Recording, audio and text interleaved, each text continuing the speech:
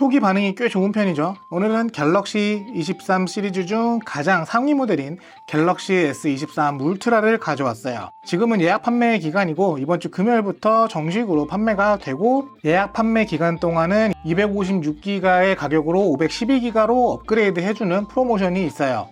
전체적으로 가격이 조금씩 올라서 그냥 512기가를 구입하는 느낌도 들고 하는데, 사실 이거보다 더 중요한 건 예약 판매 혜택에 관련된 거예요. 리뷰를 위해서 매년 S 시리즈와 폴더블 시리즈를 구입을 하고 있는데 이상하게 가면 갈수록 혜택이 줄더라고요. 원래 갤럭시는 예약 판매로 구입을 해야 가장 저렴하다는 그런 게 있었는데 이제 딱히 그런 것도 없어 보여요. 여튼 이번 갤럭시 23 시리즈 역시 작년과 동일한 라인업으로 구성이 됐어요. 가장 작은 갤럭시 23과 똑같이 생겼으면서 크기가 조금 더 큰 갤럭시 23 플러스, 그리고 아직도 노트라는 이름이 더 익숙해 보이는 S펜이 들어가는 갤럭시 23 울트라까지 총 3개의 라인업인데, 그중 오늘은 갤럭시 23 울트라부터 간략하게 살펴볼까 해요. 패키지부터 보면 이번엔 패키지 디자인이 조금 바뀌었어요.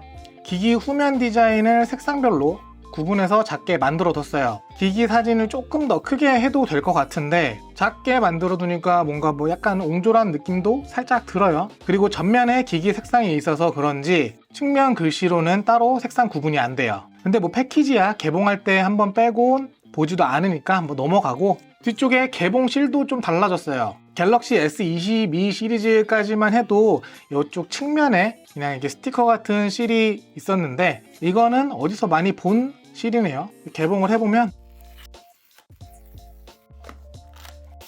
이제 익숙해질 때도 됐는데 그래도 케이블이 전부인 구성품은 유쾌하진 않아요. USB-C to C 케이블 하나랑 간단한 사용 설명서, 그리고 유심 제거 핀까지 기존과 같은 구성품이고, 참고로 갤럭시 S23 시리즈는 eSIM 사용이 가능하기 때문에 기존에 eSIM을 사용하고 있다면 유심 제거 핀 자체도 필요가 없어요. 색상은 일반 판매 색상 4개와 삼성닷컴 단독 컬러 4개까지 총 8가지 색상이 있어요. 일반 판매 색상은 그린, 팬텀 블랙, 라벤더, 크림까지 있고, 삼성닷컴 단독 컬러로는 라임, 스카이, 블루, 그라파이트, 레드까지 있어요. 개인적으로 일반 판매 색상에서는 그린, 단독 컬러에서는 그라파이트나 스카이 블루가 괜찮아 보이는데, 레드도 색이 완전히 빨간 느낌이 아니라 약간 다홍빛 느낌이라 촌스럽진 않은 것 같아요. 여튼 이렇게 8가지나 되는 색상이 있어요. 그리고 저는 그린을 구입했고, 갤럭시 S22 시리즈 때의 그린하고는 조금 차이가 있어요. 조금 더 톤 다운되고 약간 파스텔 톤이 더 들어간 그런 그린이에요. 저장 공간은 256기가, 512기가, 1테라까지 있고, 각각의 가격은 정가 기준으로 256기가가 159만 9,400원, 512기가가 172만 400원, 1테라는 196만 2,400원이고 삼성닷컴 단독 컬러도 가격은 동일해요. 요즘 스마트폰 가격이 많이 비싸져서 그런지 이제 이 정도 금액을 봐도 그냥 무덤덤하네요. 물론 저렴하다거나 합당하다는 얘기는 아니고 그냥 금액에 대한 감각 자체가 없어진 것 같아요.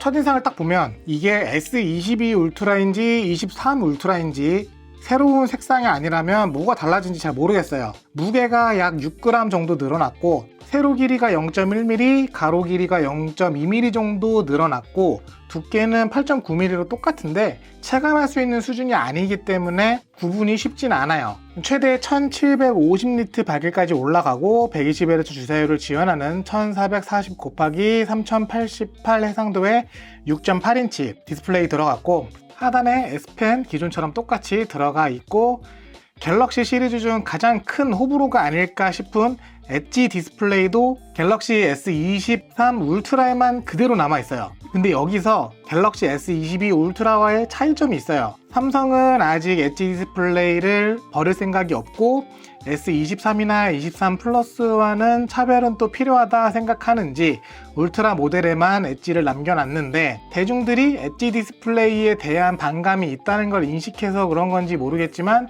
엣지의 공률을 점점 줄여가고 있어요. 갤럭시 S23 울트라는 전작보다도 더 공률이 줄어들어서 거의 플랫에 가까운 엣지 디스플레이 같은 느낌인데, 그래도 엣지 디스플레이는 엣지 디스플레이예요. 실제로 딱 만져봤을 때 옆에가 거의 평평한 수준이기 때문에 곡률이 많이 줄어들었다는 게 확 느껴지고요. 지금 위에 있는 게 S22 울트라고 아래에 있는 게 23 울트라인데 확실히 곡률에서 차이가 느껴져요. 근데 계속 말씀드리지만 이 부분은 개인 취향 영역이기 때문에 오히려 반가워하는 분들도 분명히 있을 거라고 생각을 해요.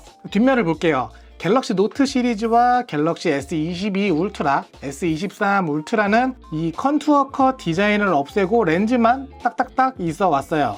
그리고 이 디자인이 이번 갤럭시 S23 시리즈에도 전부 적용이 됐고요. 디자인적으로 취향이 갈릴 수는 있지만 개인적으로는 통일된 디자인이 좋다고 보는 게, 사실 지난 갤럭시 S22 시리즈는 일반 플러스 모델하고 울트라 모델하고 너무 동떨어진 느낌이었어요. 같은 날 출시한 같은 라인업이 맞나 싶은 느낌이었는데 이번엔 그나마 좀 통일감이 느껴져서 괜찮다고 봐요. 카메라의 개수는 똑같지만 스펙이 좀 달라졌어요. 간략하게 말씀드리면 메인이 되는 카메라는 2억만 화소 광각 카메라고 1000만 화소 10배 줌 망원 카메라, 그리고 1000만 화소 3배 줌 망원 카메라, 그리고 마지막으로 1200만 화소 초광각으로 구성이 되어 있어요. 이번 카메라의 포인트는 아무래도 2억만 화소 카메라일 텐데 나중에 조금 더 디테일하게 보도록 할게요. 이번 갤럭시 S23 시리즈의 가장 큰 포인트라고 볼 수 있는 AP를 보면 퀄컴 스냅드래곤 8 2세대가 들어갔어요.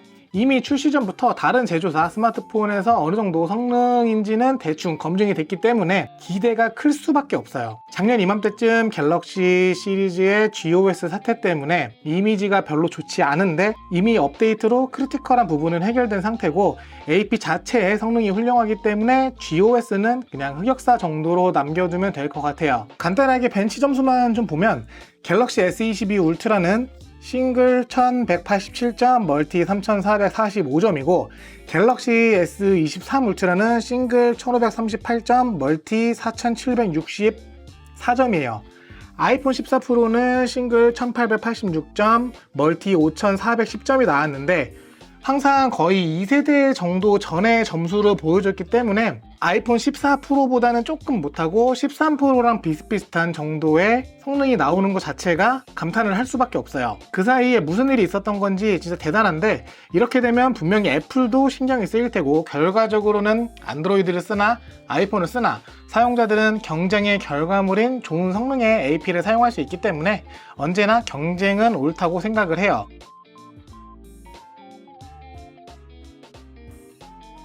그리고 램은 저장 공간별 구분 없이 전부 12기가 램 들어가 있고 쿨링을 위한 베이퍼 챔버도 잘 들어가 있어요. 배터리는 5000mAh가 들어가 있고 45W 충전을 지원을 해요.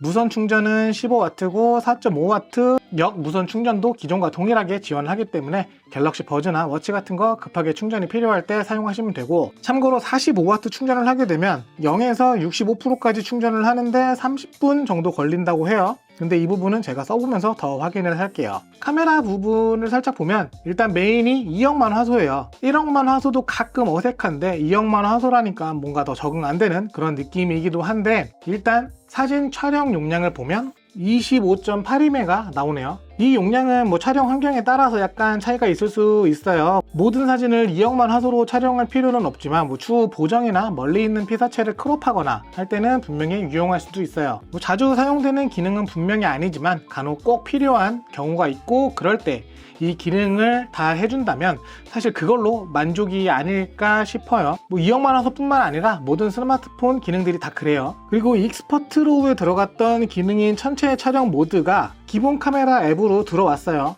기존엔 별도 앱에서 실행했어야 해서 좀 헷갈리고 그랬는데 카메라 앱에서 다 사용하니까 아무래도 사용 빈도가 늘어나기도 할 거예요. 그리고 새로운 숫돌림 방지 기능이 또 들어갔는데 이 기능도 대단하더라고요. 이렇게 흔들어서 비교를 하면 차이가 명확해요.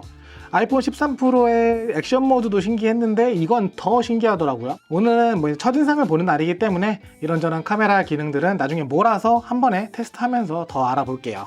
예전 갤럭시 노트 시리즈는 새로운 노트 시리즈를 발표할 때마다 S펜 기능을 추가해서 공개 행사 중에 S펜이 차지하는 비중이 꽤 컸어요. 근데 어느 순간부터 새로운 기능 추가가 멈춰버린 상태고 이번 역시 S펜 기능 추가는 없어요.